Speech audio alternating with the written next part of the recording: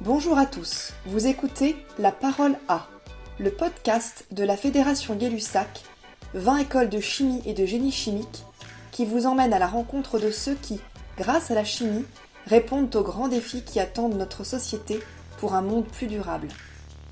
Bonjour Maxime Rossato, merci d'avoir accepté notre invitation et merci de répondre à nos questions pour ce deuxième podcast de la série La Parole A de la Fédération Gay-Lussac. Maxime, vous êtes le nouveau président du réseau des jeunes chimistes de la Société chimique de France. Et donc là, on se parle depuis le Canada, où vous êtes aujourd'hui manager de laboratoire de spectrométrie de masse à l'Université de New York au Canada. Merci à vous de m'avoir invité. Je vous propose qu'on commence tout de suite par une première question qui est peut-être simplement de rappeler à tous ceux qui nous écoutent ce qu'est la Société chimique de France et plus spécifiquement le réseau des jeunes chimistes de la SCF. La Société chimique de France est une association à but non lucratif qui a été fondée en 1857. Elle est très ancienne. Elle a été fondée en fait par un groupe de jeunes chimistes qui étaient un petit peu agacés par la place que prenaient des chimistes plus âgés, plus confirmés et qui voulaient s'associer entre eux pour travailler, collaborer et développer la chimie. Donc, ils l'ont fondée en 1857 et c'est une association à but non lucratif, donc loi 1901, qui regroupe un grand nombre de chimies. On a différentes divisions, de la chimie organique, inorganique, de la chimie des matériaux au travers de l'association. Toutes ces divisions sont autonomes et regroupées au sein de la Société chimique de France, qui promeut la chimie en France et dans le monde également, via le fait d'appartenir à l'association EUCHEMS, qui veut dire European Chemical Society, qui est la société de chimie européenne qui regroupe l'ensemble des sociétés nationales de chimie. L'ASF fait également partie de ce regroupement de sociétés et participe à différentes actions, congrès, communications en sciences et également de la vulgarisation dans la mesure du possible. Chaque division a sa propre activité et la Société chimique de France est divisée en sections régionales. Il y a un fort ancrage régional dans chacune des nouvelles régions de France, avec une certaine autonomie des actions locales. Et qu'en est-il du réseau jeune? Alors, est-ce qu'il est aussi ancien?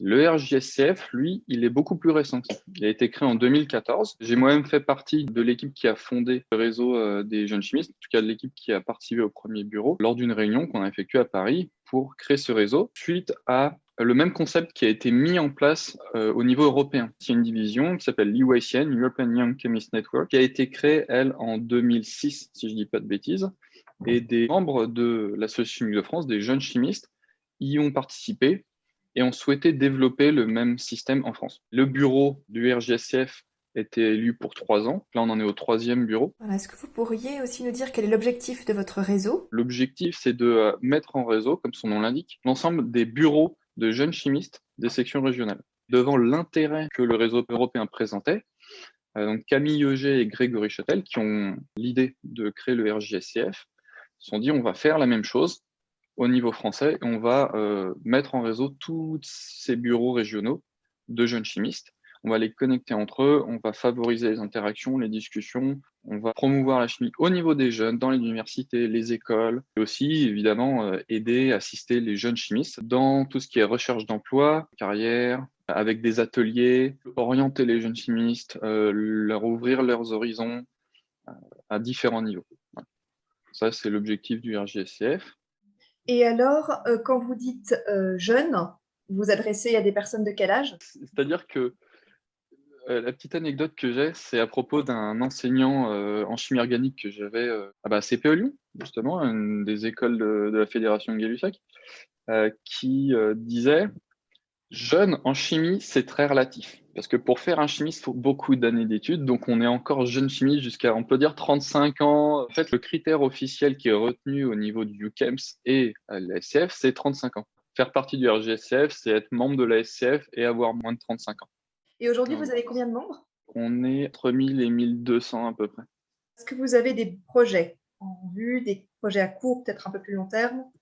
Le premier projet, en fait, ça a été de monter une équipe au niveau du bureau. Quand je dis équipe, c'est des chefs d'équipe avec des membres d'équipe. C'est un concept qui fonctionne très bien au niveau de l'EYCN et que Camille et Grégory ont voulu reproduire et que j'ai poursuivi au niveau de ce nouveau bureau. Et on a des réunions régulières pour maintenir la cohésion et suivre les actions.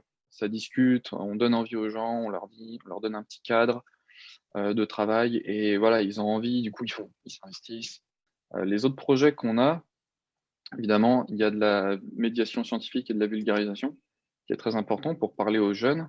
On a des idées de discussion avec des classes de lycée, licence master, avec des professionnels.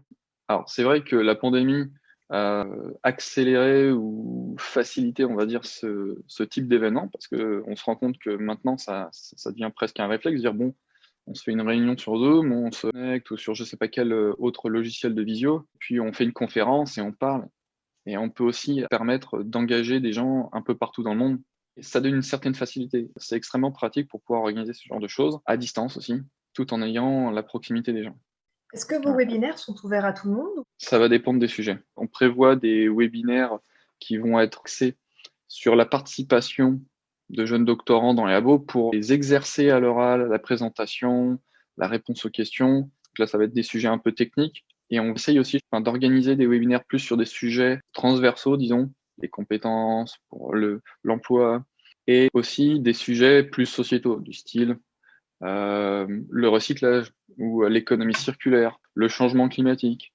Le fait d'avoir ce genre de webinaire, c'est une occasion en or pour engager les gens, que qu'ils soient chimistes, physiciens. Récemment, on a eu un webinaire assez long avec différents intervenants. On a invité une personne de la Société française de physique. Moi, j'ai appris une chose, répondre à la question comment, c'est trouver des solutions et positiver sur l'avenir, avoir une vision optimiste. Et je trouve que c'est très intéressant de pouvoir orienter les webinaires dans ce sens-là. On est en train de réfléchir à un projet de podcast, justement, qui pourrait se recouper avec les webinaires, avec des jeunes chimistes ou des jeunes experts comme intervenants. On estime que c'est un moyen très intéressant de promouvoir la chimie, ce qu'on fait de bien. Avec la chimie, on fait énormément de choses magnifiques. C'est dangereux, un peu comme beaucoup de choses. Et il faut connaître ces dangers. Il y a des thématiques qui circulent en ce moment au niveau de l'EYCN et du RJSCF autour de justement la sécurité dans les labos, qui a beaucoup progressé sur les 40 dernières années. Il y a énormément de choses qui ont été faites là-dessus et c'est important de le savoir. Vous-même, je crois, diplômé d'une école de la FGL. Est-ce que vous pouvez peut-être nous dire un mot, partager un mot de votre formation et puis de votre parcours? Je suis allé à CPE Lyon et donc j'ai fait 2 ans de classe prépa intégrée, ensuite 3 ans d'école d'ingénieur. Première année, deuxième année, c'est 2 années de prépa. Troisième année, c'est l'entrée en école d'ingénieur qui est assez générale. La quatrième, on commence à avoir un peu plus de spécificité, des modules d'orientation sur différentes thématiques. Moi, j'étais dans la partie chimie, génie des procédés. CPE Lyon, il y a la possibilité entre la quatrième et la cinquième année de faire une année en entreprise. Moi, j'ai fait une fois un an en Allemagne, à Munich, dans une petite entreprise de chimie, où j'ai appris énormément de choses. Et cinquième année, moi, j'ai décidé de faire un Master 2 en parallèle. J'ai fait un Master 2 chimie organique et synthèse des molécules bioactives à l'Université de Lyon en parallèle avec la dernière année à CPE Lyon. À l'issue de ça, je savais que je allais faire une thèse. Je savais depuis l'âge de 15 ans. J'ai fait une thèse en spectrométrie de masse, synthèse peptidique et un peu et de pharmacologie. Et suite à ça, j'ai cherché un emploi. Ça a été une belle opportunité que j'ai eue de faire un VIE au CNASP. VIE, c'est l'opportunité en fait de travailler dans une branche d'une entreprise française à l'étranger. Moi, j'ai travaillé à Sanofi Pasteur, c'est très connu en ce moment. Ils font des vaccins à Toronto. Et donc, je suis resté au CNASP. À la fin de ce VIE, j'ai trouvé le poste que j'occupe à l'heure actuelle, qui est MS Specialist. Donc, je manage le laboratoire de spectrométrie de masse de l'Université de York. Et Maxime, qu'est-ce que vous aimez dans le poste que vous occupez aujourd'hui? Il y a le sentiment d'aider les gens qui viennent me voir, parce que ça va être des étudiants, des entreprises qui ont besoin d'analyser des molécules. Je vais leur dire ce qu'ils cherchent, est-ce qu'ils l'ont, dans quelle proportion. Ils ont besoin d'analyser leurs échantillons parce qu'ils doivent répondre à une question scientifique et l'analyse va appuyer leur théorie, leur thèse, etc. Je dois maintenir en forme mon instrument d'analyse. Donc, il y a un entretien régulier, de la maintenance. Il y a toute une partie gestion de labo. Donc, on parlait tout à l'heure de communication, marketing et autres. Il y a tout un suivi financier aussi. Pour ce travail, j'ai une grande autonomie et ça, j'apprécie beaucoup. L'industrie, dans mon cas, le passage à Faster, c'est ça qui m'a apporté. une structure, une façon de penser, des références, voilà, une rigueur. Donc ça, c'est important. J'apprécie beaucoup cette autonomie dans ce poste-là. On est très loin de l'image du chercheur en chimie tout seul derrière sa paillasse. On voit vraiment à travers les relations humaines et puis aussi dans le fait de pouvoir être force de proposition. Je trouve ça très intéressant que les jeunes aient cette image-là de ce qu'est un chercheur en chimie. Est-ce que vous avez peut-être un message que vous pourriez aussi leur donner? En quoi, vous, c'est quelque chose qui vous porte, qui vous plaît et que vous avez envie de transmettre? Pour ma part, ce qui m'a poussé à faire de la chimie, c'est la curiosité et l'émerveillement. Faut aimer ce qu'on fait, c'est très important, ou en tout cas d'y trouver un intérêt. Moi, j'ai cette petite étincelle de la curiosité, de la passion, 2 fois. Une fois en quatrième, en classe de quatrième, donc j'avais 13 ans. Premier cours de sciences physiques. Le professeur, il avait du sulfate de magnésium pentahydraté, c'est des cristaux bleus.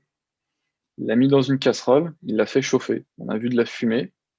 Et ensuite, il nous a montré, c'est devenu une poudre blanche. J'ai fait, waouh, c'est génial. Un an plus tard, classe de troisième. Ma professeure de physique-chimie, il me dit, vous allez voir, en seconde, vous allez faire un peu de chimie organique, c'est génial. Vous allez dessiner des molécules, c'est l'étude des squelettes carbonés, des structures du vivant, etc., etc. Elle a dessiné la formule de la molécule d'éthane. Et après, elle dit, vous allez voir, ces molécules, vous pouvez les faire réagir entre elles. Elle a dessiné un trait avec une flèche vers, il n'y avait rien sur le tableau, mais pour symboliser la réaction, le mécanisme réactionnel.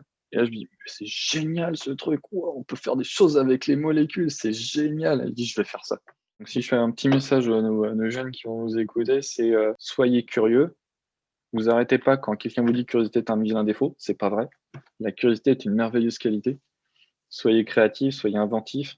N'ayez pas peur de proposer, même si on vous dit c'est pas terrible, tant qu'on vous a pas démontré par A plus B que c'est mauvais, et c'est un prix Nobel qui m'a dit, tant qu'on vous a pas démontré par A plus B que c'est pas bon, continuez, parce qu'il y a peut-être quelque chose qui se passe passer à la fin.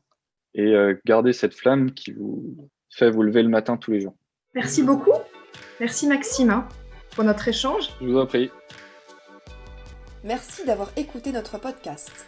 Suivez la Fédération Gay-Lussac sur les réseaux sociaux, Facebook et Twitter, et retrouvez nos vidéos et podcasts sur notre chaîne YouTube. À bientôt!